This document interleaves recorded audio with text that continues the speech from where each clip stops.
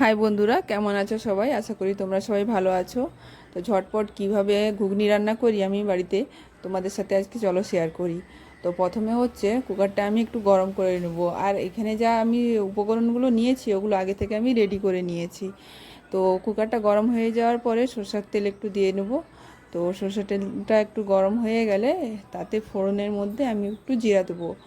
আর এতে আর কোনো আলাদাভাবে কষাকষি কোনো সিস্টেম নেই। এখন যা আছে আমি সব কিছু একসাথে দিয়ে দেবো, দিয়ে কুকারে সিটি দিয়ে দেবো।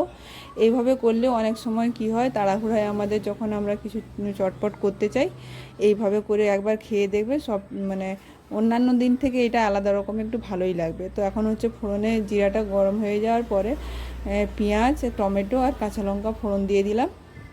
এটাকে একটু ভালো করে নেড়ে চেড়ে এর সাথে হচ্ছে আমি একটু যা কুচিয়ে রাখা হচ্ছে ছোট ছোট করে আলু আর একটু গাজর, বিট এগুলো দিয়েছি। এগুলো দিয়ে করে হচ্ছে ভালো করে নাড়িয়ে ভিজিয়ে রাখা মটর ওটাকেও দিয়ে দেবো। তারপরে স্বাদ মতো হচ্ছে নুন, হলুদ আর কিছু গোটা গুঁড়া গরম মশলা, যেটা যেটা হচ্ছে তোমার চাট মশলা আছে, আর পাওভাজি মশলা আছে, গরম মশলা আছে, আর নুন, হলুদ আর লঙ্কা এগুলো তো আছেই।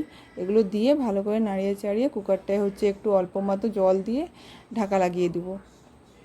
ঢাকা লাগিয়ে মিডিয়াম আঁচে 3টে সিটি দিতে হবে। 3টা সিটি দেওয়ার পরে হচ্ছে আমরা খুলে একবার দেখে নেব যে সিদ্ধ হয়েছে কি না। যদি সিদ্ধ হয়ে যায় তাহলে হয়ে যাবে। তো এইভাবে হচ্ছে আপাতত এখন হচ্ছে আমি কুকারটা ঢাকা লাগিয়ে 3টে সিটি দিয়ে নিলাম। তো বন্ধুরা, ঢাকাটা খুলে এখন দেখে নেব কেমন সিদ্ধ হয়েছে।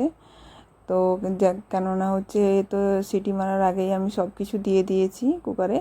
তো এখন খালি সিদ্ধটা হয়েছে নাকি দেখে নেব।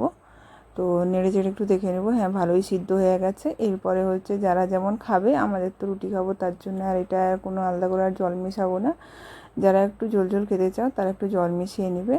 এইভাবে ঝটপট করে তাড়াতাড়ি করে ঘুগনি রান্না করা যায় খুব সহজে, বেশি কিছু উপকরণও লাগে না। আর খেতেও কিন্তু খুবই ভালো হয়। ভিডিওটা যদি ভালো লাগে অবশ্যই লাইক করবে। টাটা।